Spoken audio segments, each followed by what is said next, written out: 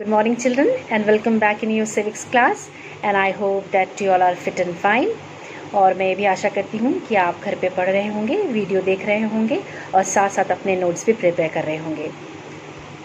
बच्चों, आगे बढ़ने से पहले मैं आपको रिवाइज सिलेबस के बारे में एक बार आपको फिर बताना चाहूँगी। जैसा कि हमने आपको पहले भी पीडीएफ भेजा है और पहले भी आपको बताया मैंने वीडियो में कि यूपी बोर्ड ने जो है वो 30% सिलेबस जो है आपका उसने रिड्यूस कर दिया है, यानी कम कर दिया है। और इस रिड्यूस सिलेबस में कौन कौन से चैप्टर, कौन कौन से पार्ट आपके इतिहास और नागरिक शास्त्र में आ रहे हैं वो मैंने आपको पहले ही पीडीएफ में भेज दिया था। लेकिन उसमें एक चैप्टर जो नागरिक शास्त्र का एक चैप्टर जो था उस पीडीएफ में मेंशन नहीं है, उसमें मेंशन नहीं हुआ था। कुछ कन्फ्यूजन की वजह से, कोई ऐसी कन्फ्यूजन हो गई थी चैप्टर्स को लेके जिसकी वजह से वो चैप्टर जो है वो नागरिक शास्त्र में जो एक चैप्टर जो है वो मिस हो गया था। तो बच्चों, मैं फिर से आपको जो है वो ये रिवाइज सिलेबस के बारे में आपको फिर से बता देती हूँ और बता देती हूँ कि कौन सा चैप्टर जो है वो आपका हिस्ट्री में यानी इतिहास में और नागरिक शास्त्र में आएगा। तो बच्चों, रिवाइज सिलेबस यानी 30% सिलेबस करने के बाद जो चैप्टर्स आपके आ रहे हैं वो आपके इस प्रकार हैं। जैसे कि हिस्ट्री में आपका आ रहा है, हिस्ट्री में यानी इतिहास में आपका है, पहला चैप्टर है आपका यूरोप में राष्ट्रवाद का उदय, दूसरा चैप्टर है भारत में राष्ट्रवाद और तीसरा आपका चैप्टर है भूमंडलीय विश्व का बनना, भूमंडलीकृत विश्व का बनना।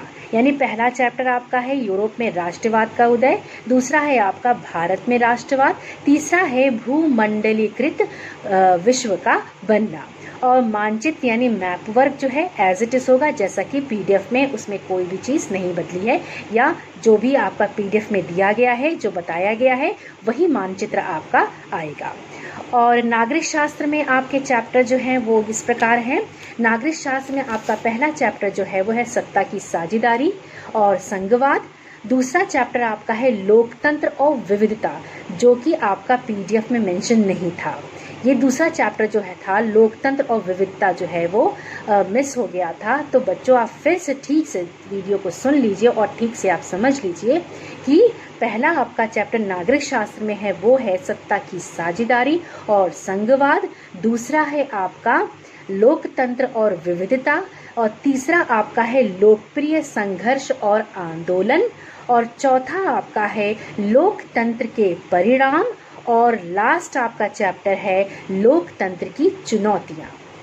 नागरिक शास्त्र का मैं आप फिर से रिपीट करती हूँ, नागरिक शास्त्र का पहला चैप्टर जो है आपका है सत्ता की साझेदारी और संघवाद, दूसरा है आपका लोकतंत्र और विविधता, तीसरा है आपका लोकप्रिय संघर्ष और आंदोलन, चौथा आपका है लोकतंत्र के परिणाम और लास्ट चैप्टर आपका है लोकतंत्र की चुनौतियाँ।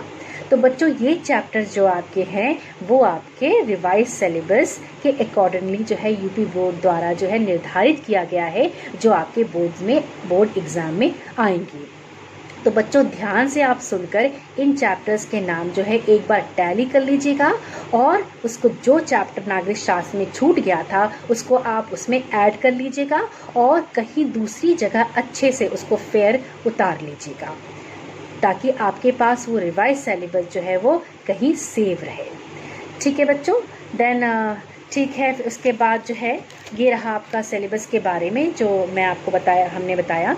नाउ बच्चों, अब हम चैप्टर की बात करते हैं कि हमने पिछले लेक्चर में, आगे बढ़ने से पहले हम उन पॉइंट्स को एक बार संक्षेप में फिर जान लेते हैं कि हमने जो है वो संघवाद में क्या पढ़ा था पिछले लेक्चर में। Whatever we have discussed earlier in our lecture, let's have a quick revision of those points. उन पॉइंट्स के बारे में थोड़ा सा संक्षेप में हम उसको जान लेते हैं। बच्चों, पिछले लेक्चर में हमने सबसे पहले संघवाद की डेफिनेशन या संघवाद के बारे में पढ़ा कि संघवाद क्या होता है, और फिर हमने पढ़ा था कि संघीय शासन व्यवस्था और एकात्मक शासन व्यवस्था में अंतर पढ़ा था। हमने संघीय शासन व्यवस्था यानी संघवाद के बारे में हमने पढ़ा, उसके बारे में हमने आपको बताया था कि ये एक ऐसी शासन व्यवस्था है, संघीय शासन व्यवस्था एक ऐसी शासन व्यवस्था है जिसमें दो या दो से अधिक सरकारें होती हैं, जैसे केंद्र और राज्य सरकार या प्रांतीय सरकार, और ये दोनों ही सरकारें जो होती हैं वो संविधान से अपनी शक्तियाँ प्राप्त करती हैं, यानी इनको संविधान द्वारा शक्तियाँ प्राप्त होती हैं। और ये सरकारें एक दूसरे के प्रति जवाबदेह नहीं होती हैं, बल्कि जनता के प्रति जवाबदेह होती हैं। ये आपकी संघीय शासन व्यवस्था है जो हमने पहले लेक्चर में पढ़ा था। दूसरा आपका जो था एकात्मक शासन व्यवस्था। तो एकात्मक शासन व्यवस्था जो है एक ऐसी शासन व्यवस्था है जिसमें एक ही केंद्र सरकार होती है और देश के तमाम प्रांतीय और छोटी छोटी इकाई या छोटी छोटी इकाइयों सरकार की इकाइयाँ जो है होती हैं वो इस केंद्र सरकार के अधीन होती हैं और केंद्र सरकार के प्रति ये जवाबदेह होती हैं और केंद्र सरकार इन छोटी छोटी सरकार की इकाइयों को आदेश भी दे सकता है। तो ये आपका एकात्मक शासन व्यवस्था है। बच्चों, हमने संघीय शासन व्यवस्था के संदर्भ में हमने इन दोनों शासन व्यवस्था के संदर्भ में हमने दो देशों के एग्जाम्पल्स बताए थे हमने आपको।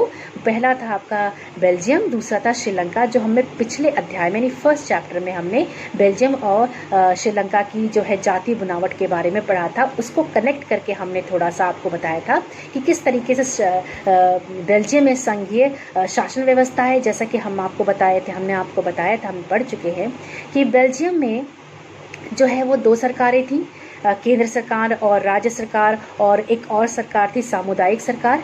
बेल्जियम में हालांकि केंद्र सरकार जो थी उसमें एक बदलाव किया गया कि केंद्र सरकार की शक्तियां कम कर दी गई थी और प्रांतीय सरकार को ज़्यादा अधिकार दिए गए थे, उनको भी समान अधिकार दिए गए थे। तो यहाँ पर जो है बेल्जियम में जाति बनावट की वजह से जो परेशानियाँ, जो समस्याएं उत्पन्न हुई थी, उसको बेल्जियम ने बड़े ही समझदारी ढंग से हल किया था। उसने श्रीलंका से थोड़ा हट के तरीका अपनाया था और वहाँ पे उन्होंने जो है दोनों ही समूहों को साथ लेकर सरकार का गठन किया और उस सरकार का गठन उन्होंने सत्ता के बंटवारे के तहत किया, यानी उसमें केंद्र सरकार भी थी, राज्य सरकार भी थी और अलग प्रांतीय सरकार भी थी और एक सामुदायिक सरकार भी थी। और इन सभी सरकारों की शक्तियाँ जो है वो उनके संविधान के द्वारा निर्धारित की गई थी। और जो है तो इस तरीके से हम इस आधार पे हम इस संदर्भ में हम ये कह सकते हैं बच्चों कि बेल्जियम में संघीय शासन व्यवस्था थी, यानी बेल्जियम ने संघीय शासन व्यवस्था अपनाई। अब इसके विपरीत अगर हम जाएं श्रीलंका के बारे में देखें तो श्रीलंका में आज भी एकात्मक शासन व्यवस्था है, क्योंकि वहाँ पे कोई राज्य सरकार, कोई केंद्र सरकार, कोई प्रांतीय सरकार या कोई अन्य सरकार में जो है वो देश बटा नहीं है, वहाँ सत्ता का बंटवारा नहीं किया गया है। वहाँ पे एकात्मक केंद्रीय सरकार है, एकात्मक शासन व्यवस्था है, यानी एक ही केंद्र सरकार है जिसके अधीन सारी इकाइयाँ सरकार की छोटी छोटी उसके अधीन है। तो ये आपकी संघीय शासन व्यवस्था हो गई, ये एकात्मक शासन व्यवस्था हो गई। ये हमने आपको पिछले लेक्चर में हमने इसके बारे में पढ़ा था। और बच्चों, हमने जो है वो पिछले लेक्चर में इसके कुछ विशिष्ट जो है इसके कुछ इकाइयों के बारे में पढ़ा था, जैसे कि हमने अभी आपको बताया कि हमने संघीय शासन व्यवस्था और एकात्मक शासन व्यवस्था के अंतर के बारे में पढ़ा था। तो पिछले लेक्चर में बच्चों हमने इन सब पॉइंट्स के बारे में डिस्कशन किया था। मगर आज के लेक्चर में इन टुडेज लेक्चर, आज के लेक्चर में बच्चों हम जो है वो संघीय शासन व्यवस्था की विशेषताओं के बारे में जो है वो चर्चा करेंगे, यानी उसके बारे में पढ़ेंगे कि संघीय शासन व्यवस्था यानी ये जो फेडरलिज्म है या फेडरल गवर्नमेंट है, ये संघीय शासन व्यवस्था की क्या विशेषताएं हैं, यानी इसके फीचर्स क्या हैं, इसके कैरेक्टरिस्टिक्स क्या हैं। आज जो है इस लेक्चर में हम जो है वो संघीय शासन व्यवस्था की विशेषताओं के बारे में पढ़ेंगे और इसके रूट्स के बारे में पढ़ेंगे कि ये किन तरीकों द्वारा इस संघीय शासन व्यवस्था का गठन होता है, ये किस प्रकार से गठित होती है, फॉर्म्ड होती है। तो सबसे पहले हम विशेषताओं के बारे में चर्चा करेंगे बच्चों। जैसा कि हमने इससे पहले संघीय शासन व्यवस्था की डेफिनेशन के बारे में पढ़ा कि ये दो या दो से अधिक सरकारें होती हैं। तो सबसे पहली विशेषता इसकी यही है कि यहाँ सरकार दो या दो से अधिक सरकारें होती हैं, स्तर वाली होती हैं। यहाँ सरकार दो या दो से अधिक स्तर वाली सरकारें होती हैं। जैसे एक सरकार जो होती है वो पूरे देश के लिए होती है और इसमें जो है वो सरकारी महत्व के विषय आते हैं, यानी जो पूरे देश के लिए सरकार बनाई जाती है, ये केंद्र सरकार जो होती है, इसके अंदर जो है वो देश के महत्व के विषय आते हैं। और दूसरी और एक अलग एक राज्य सरकार होती है या प्रांतीय सरकार या राज्य सरकार होती है, जो राज्य के कामों को या उन राज्य के कार्यों का संचालन करती है। पहली विशेषता तो ये हो गई कि 2 या 2 से अधिक जो है सरकारें होती हैं, और एक सरकार जो होती है वो पूरे देश के लिए होती है, केंद्र सरकार, जिसके अंदर राष्ट्रीय महत्व के विषय आते हैं। और दूसरी है राज्य सरकार या प्रांतीय सरकार, जो राज्य के कामों का संचालन करती है। दूसरी विशेषता बच्चों ये है कि अलग अलग स्तर की सरकारें जो होती हैं वो एक ही सामूहिक एक ही नागरिक समूह पे शासन करती हैं। मतलब जो अलग अलग स्तर की सरकारें होती हैं संघीय शासन व्यवस्था में, अलग अलग स्तर की सरकारें जो होती हैं वो एक ही नागरिक समूह पे शासन करती हैं और पर कानून बनाना, कर वसूलना और प्रशासन का उनका अपना अपना अलग अधिकार क्षेत्र होता है। यानी जो विभिन्न स्तर की सरकारें होती हैं वो एक ही नागरिक समूह ग्रुप में, एक ही नागरिक समूह पर जो है वो शासन करती हैं। परंतु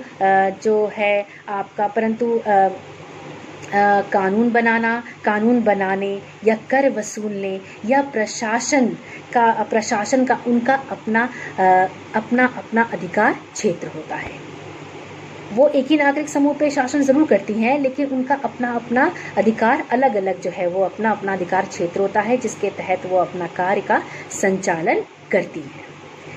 अगली विशेषता है कि विभिन्न स्तर की सरकारें जो हैं वो उनका अधिकार क्षेत्र जो है वो संविधान में स्पष्ट रूप से वर्णित होता है। यानी वो अपने मन से उनको शक्तियाँ प्राप्त नहीं होती हैं, बल्कि जो उनके अपने जो अधिकार क्षेत्र होते हैं वो संविधान से जो है वो लिए जाते हैं, संविधान में स्पष्ट रूप से जो है वो वर्णित होते हैं। तो बच्चों जो विभिन्न स्तरों की सरकारों के जो अधिकार क्षेत्र होते हैं वो संविधान में स्पष्ट रूप से वर्णित होते हैं। इसीलिए संविधान जो है वो सरकार के हर स्तर के अस्तित्व, उनके प्राधिकारों की गारंटी और सुरक्षा देता है, क्योंकि उनके जो अधिकार क्षेत्र होते हैं वो संविधान में वर्णित होते हैं, यानी संविधान के अकॉर्डिंग होते हैं, संविधान के अनुसार होते हैं। तो इस संविधान जो है हर सरकार के विभिन्न स्तरों के अधिकार और उनके विभिन्न स्तर के अस्तित्व और प्राधिकार की गारंटी और सुरक्षा देता है। तो ये आपका तीसरी जो है वो विशेषता है।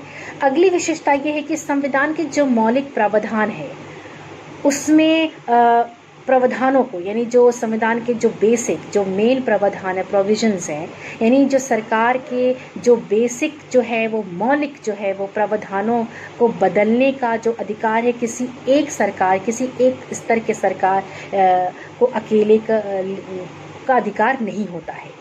यानी उसके बदलने का अधिकार केवल एक स्तर की सरकार को नहीं होता है, बल्कि दोनों स्तर की सरकारें जो है उनकी सहमति से ये हो सकता है। यानी होता है कि दोनों सरकार की सहमति से ही अगर संविधान के मौलिक प्रावधानों में अगर कुछ चेंजेस होना होता है या उनको कुछ बदलाव करने होते हैं, तो कोई एक स्तर की सरकार जो है उसको ये अधिकार नहीं होता है कि उन मौलिक प्रावधानों को वो अपने स्तर से बदल दे, बल्कि दोनों ही सरकार की सहमति इसमें आवश्यक होती है इन प्रावधानों को बदलने के लिए। तो बच्चों ये आपकी एक विशेषता हो गई। और अगली विशेषता ये कि अदालतों को संविधान और विभिन्न स्तर की सरकारों की व्याख्या, उनके अधिकारों की व्याख्या करने का अधिकार होता है। यानी अदालतों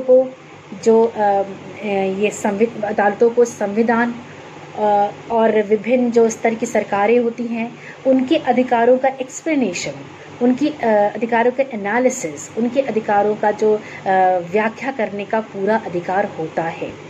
और विभिन्न स्तर की और इसके साथ साथ जो है विभिन्न स्तर की जो सरकारें होती हैं उनमें अगर आपस में कोई मनमुटाव हो जाता है या आपस में कोई विवाद खड़ा हो जाता है, कोई कंट्रोवर्सी खड़ी हो जाती है, तो उसको हल करने के लिए जो निर्णायक की जो भूमिका अदा करता है या भूमिका निभाता है वो है सर्वोच्च न्यायालय। यानी सर्वोच्च न्यायालय जो है विभिन्न स्तर की सरकारों में उत्पन्न हुए विवाद को हल करने में एक निर्णायक की भूमिका वो निभाता है।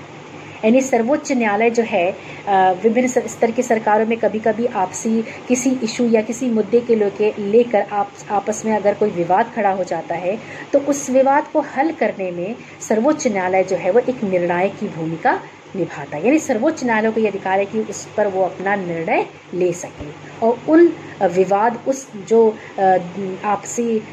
आपस में जो विवाद उत्पन्न हुआ है उसको वो हल कर सके, उसको वो ख़त्म कर सके, उस पर अपना वो निर्णय देता है।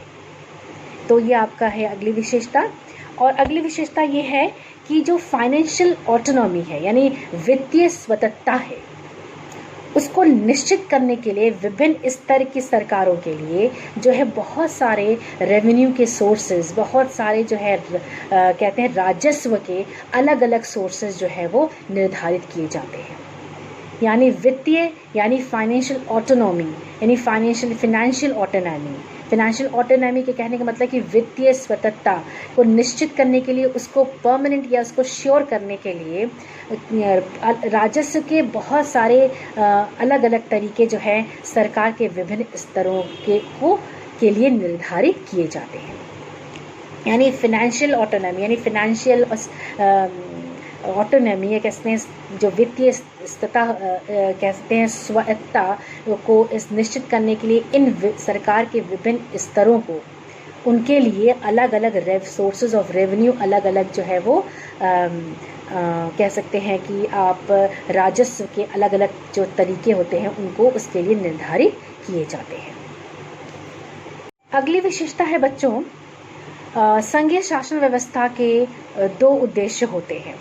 एक तो देश की एकता की सुरक्षा करना और उसको बढ़ावा देना, और दूसरा उद्देश्य है कि साथ ही क्षेत्रीय विविधताओं को यानी जो जो कह सकते हैं कि आपका डिफरेंट डाइवर्सिटीज़ जो हैं वो क्षेत्र यानी प्रोविंस जो अलग अलग डाइवर्सिटीज़ जो है इन अलग अलग प्रोविंसेस में, यानी साथ ही क्षेत्रीय विविधता को सम्मान देना, उसको ऑनर देना, उसको सम्मान देना, उसको रिस्पेक्ट देना।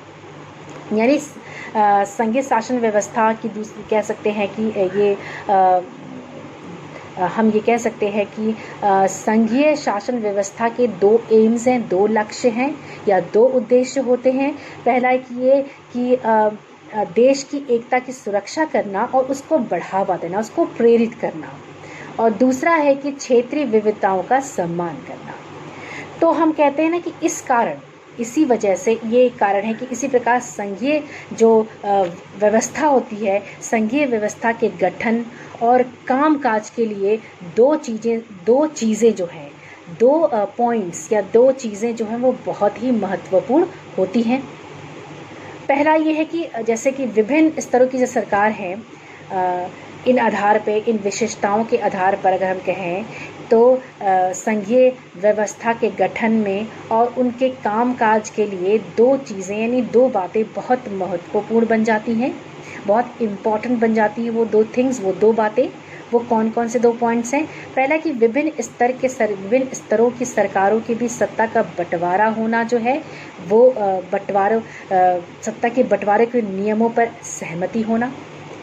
यानी यानी विभिन्न स्तरों के सरकारों के बीच सत्ता के बंटवारे पर, ये सत्ता के बंटवारे के नियमों पर आपसी सहमति होना। दूसरा है कि एक दूसरे पे भरोसा करना और कि वे अपने अपने जो है वो अधिकार क्षेत्रों को मानेंगे।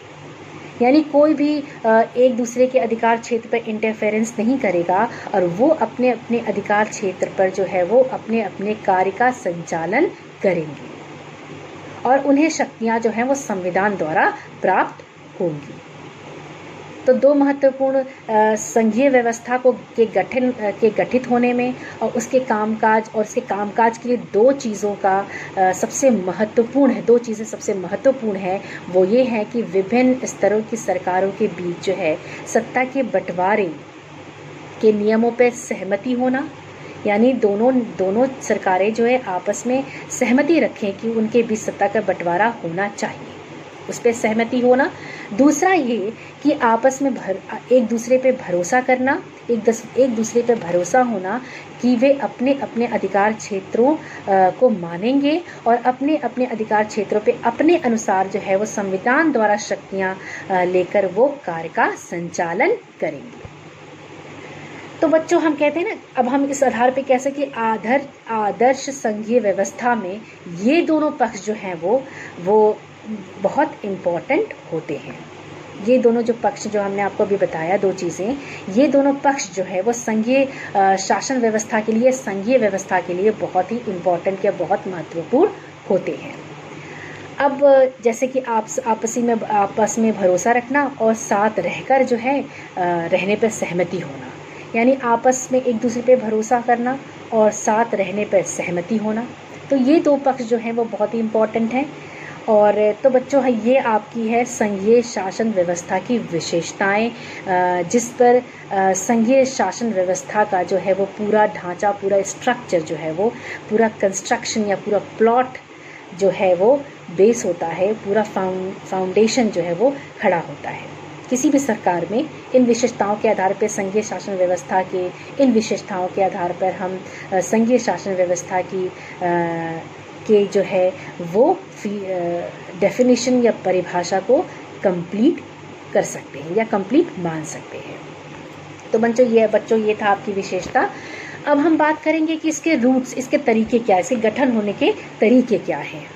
तो बच्चों हमने अभी पढ़ा कि संघीय शासन व्यवस्था की विशेषताओं के बारे में अभी हमने पढ़ा। हम एक बार जैसा कि हम एक बार फिर से आपको थोड़ा सा रिवाइज कर देते हैं कि हमने अभी पढ़ा, क्या पढ़ा हमने कि संघीय शासन व्यवस्था की क्या विशेषता। पहली विशेषता हमने यही पढ़ी कि ये जो है दो या दो से अधिक सरकारें इसमें होती है, केंद्र सरकार और राज्य सरकार या प्रांतीय सरकार। और केंद्र सरकार जो है पूरे देश की सरकार, पूरे देश के लिए जो सरकार होती है वो केंद्र सरकार होती है, और इसके अंतर्गत जो है वो राष्ट्र के महत्व के विषय आते हैं। और बाकी राज्य सरकार जो है वो राज्यों के कार्यों का संचालन करती है। दूसरा हमने पढ़ा कि अलग अलग स्तर की सरकारें जो होती हैं एक ही नागरिक समूह पे शासन करती हैं, पर कानून बनाना, कर वसूलने और प्रशासन का उनका अपना अपना अधिकार क्षेत्र होता है। अगला हमने पढ़ा कि विभिन्न स्तरों की जो सरकारें हैं, विभिन्न स्तरों की जो सरकारों के अधिकार जो होते हैं, अधिकार क्षेत्र जो है वो संविधान में स्पष्ट रूप से वर्णित होते हैं। इसलिए संविधान जो है विभिन्न स्तरों की सरकारों के अधिकार और उनके अस्तित्व और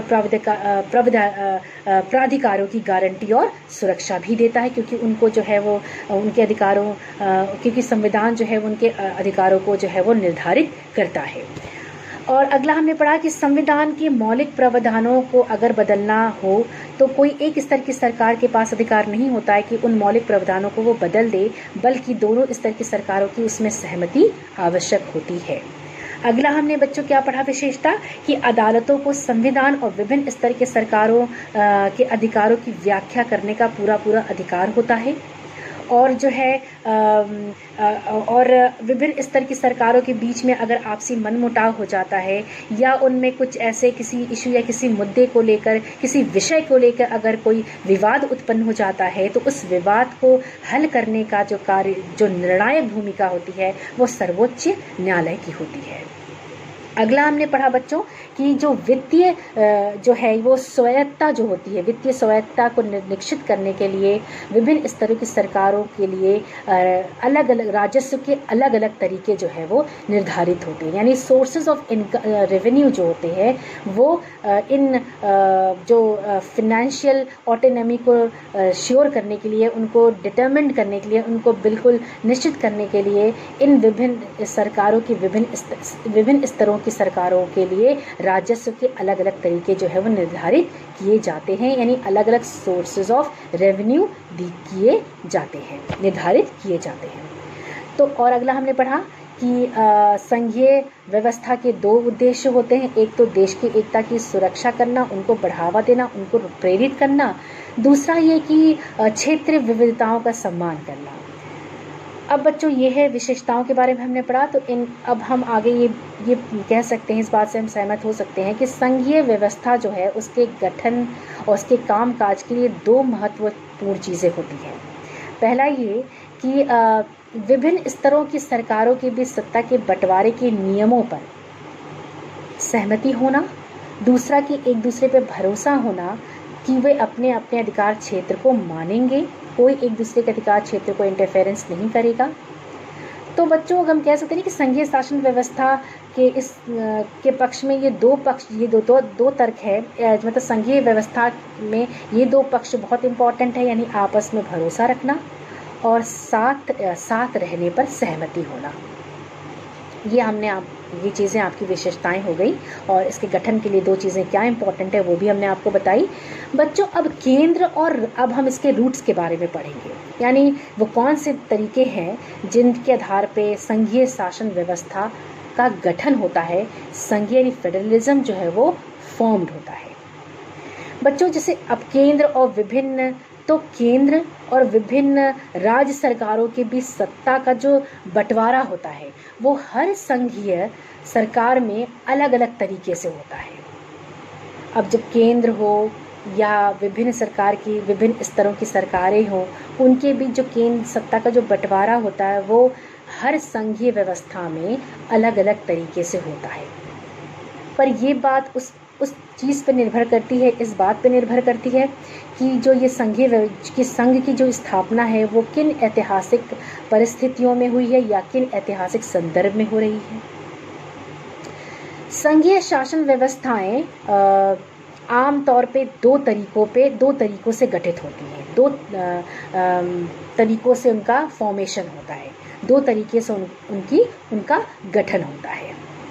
तो बच्चों संघीय व्यवस्था जो है आम तौर पे दो तरीकों से गठन होता है। पहला कि दो से अधिक जो राष्ट्र है साथ मिलकर एक बड़ी इकाई का निर्माण करें, एक बड़ी इकाई का गठन करें, एक बिगर यूनिट का फॉर्मेशन करें। और ये दोनों स्वतंत्र राष्ट्र जो होते हैं वो अपनी संप्रभुता को बनाए रखते हैं, अपनी संप्रभुता को जो है वो कायम रखते हैं और अपनी अलग अलग पहचान बनाना और फिर अपने अधिकारों की सुरक्षा करना या अपनी सुरक्षा करना, अपने अधिकारों की सुरक्षा करना और खुशहाली का रास्ता अपनाते हैं। तो बच्चों पहला था आपका कि ये दो से अधिक राष्ट्र जो है वो साथ आकर एक बड़ी इकाई का फॉर्मेशन करना, बड़ी इकाई का गठन करना, यानी बिगर यूनिट का फॉर्मेशन करना। और ये दोनों स्वतंत्र राष्ट्र है वो अपनी संप्रभुता को साथ लेकर चलते हैं, अपनी अलग अलग जो है वो पहचान को बनाए रखते हैं, अपनी अलग अलग पहचान को बनाए रखते हैं और अपनी सुरक्षा और खुशहाली का मार्ग जो है वो अपनाते हैं। तो और साथ आकर संघ बनाने का जो ये उदाहरण बहुत सारे देश हैं विश्व में जो साथ आकर एक संघीय व्यवस्था की स्थापना करते हैं। ऐसे बहुत से देश हैं जैसे कि आपका स्विट्ज़रलैंड है, संयुक्त राष्ट्र अमेरिका है और ऑस्ट्रेलिया है। और इस तरह की संघीय व्यवस्था में इस तरह की संघीय व्यवस्था वाले देश जो हैं वो उनमें जो प्रांत होते हैं उनको समान अधिकार दिए जाते हैं और ये केंद्र सरकार से जो है वो ज़्यादा ताकतवर होते हैं। ये आपका पहला तरीका हो गया। तो पहला तरीका क्या हो गया बच्चों? पहला तरीका आपका ये है कि दो से अधिक राष्ट्र जो हैं वो साथ मिलकर आते हैं और एक बड़ी इकाई का फॉर्मेशन करते, एक बड़ी इकाई का गठन करते हैं। और ये दोनों स्वतंत्र राष्ट्र जो साथ आकर जो संघ की स्थापना करते हैं, साथ आकर एक साथ मिलकर जो है एक बड़ी इकाई का फॉर्मेशन करते हैं, वो अपनी संप्रभुता को कायम रखते हैं, संप्रभुता को साथ लेकर चलते हैं और अपनी अलग अलग पहचान बनाए रखते हैं और अपनी सुरक्षा और खुशहाली का जो है वो रास्ता या मार्ग अपनाते हैं। और इस तरह की संघीय व्यवस्था या साथ आकर संघ बनाने वाले बहुत से ऐसे देश हैं जो इस संघीय व्यवस्था के उदाहरण हो सकते हैं, जैसे कि संयुक्त राष्ट्र America, United states of America, Australia और आपका स्विट्ज़रलैंड। और इस तरह की संघीय व्यवस्था में जो मानने वाले जो देश हैं, इस तरह की संघीय व्यवस्था को मानने वाले जो देश हैं, वो अपने प्रांतों में अपने प्रांतों को, या उनमें जो प्रांत हैं, जो प्रोविंसेस हैं, उनको वो समान अधिकार देते हैं। और ये राज्य सरकार की अपेक्षा, जो ये प्रांतीय को जो अधिकार मिलता है, वे राज्य सरकार की अपेक्षा जो है वो ज़्यादा ताकतवर होते हैं। तो ये आपका पहला तरीका हो गया, जिसके थ्रू जो है, जिसके द्वारा जो है वो संघीय व्यवस्था का गठन होता है, या ये पहला रूट है आपका।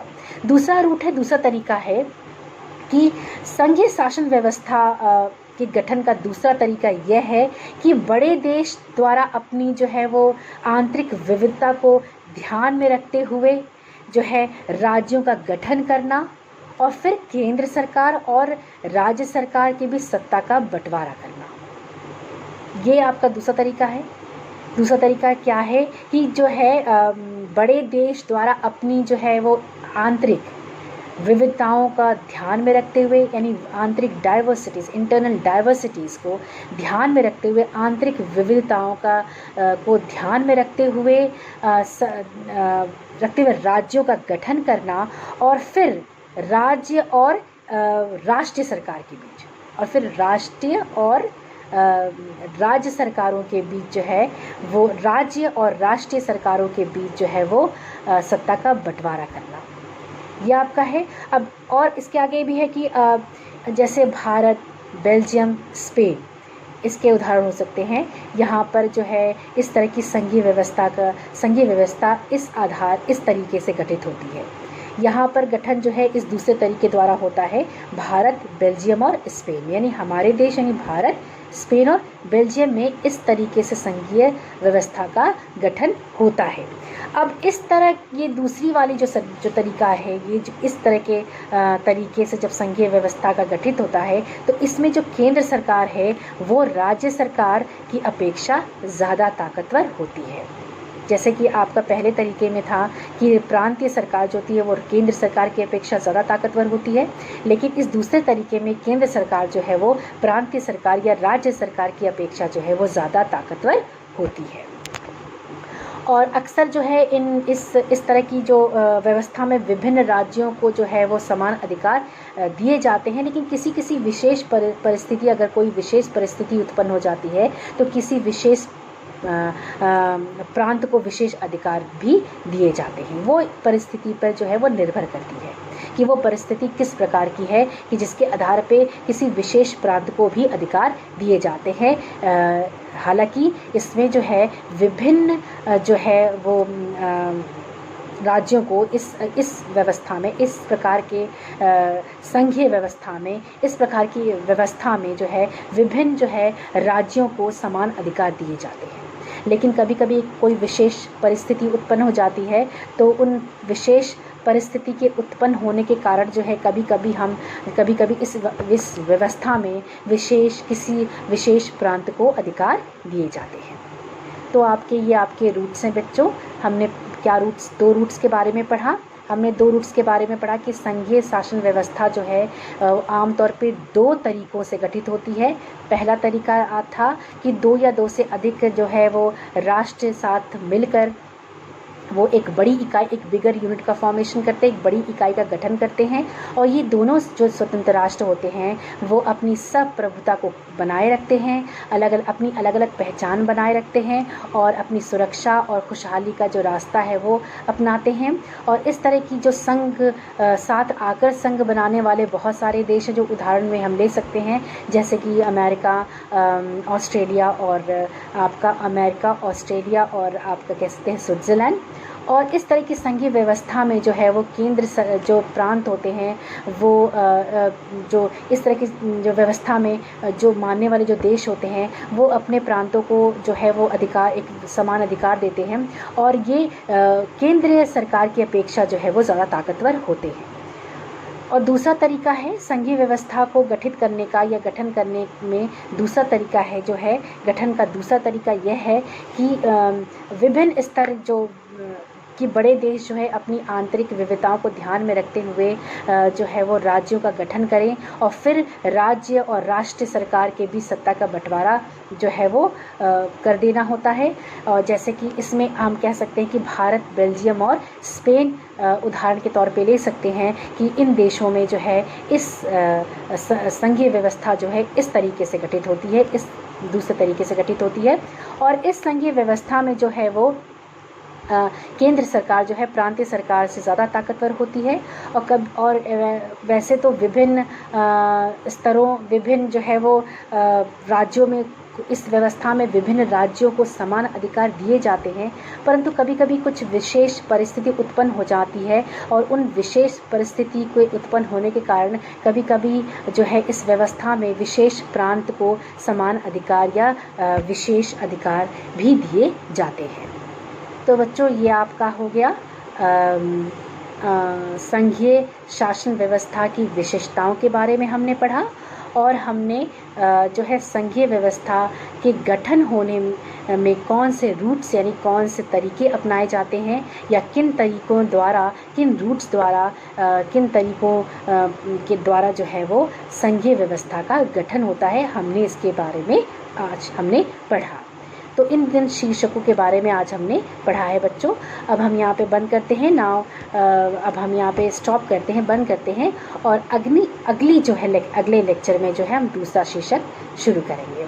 तो बच्चों, आप जो है ध्यान से वीडियो देखिएगा और अपने रिवाइज सिलेबस के बारे में एक बार ध्यान से सुन लीजिएगा और कहीं पे आप फेयर उसको लिख लीजिएगा। तो बच्चों, take care of yourself and your family. Good bye.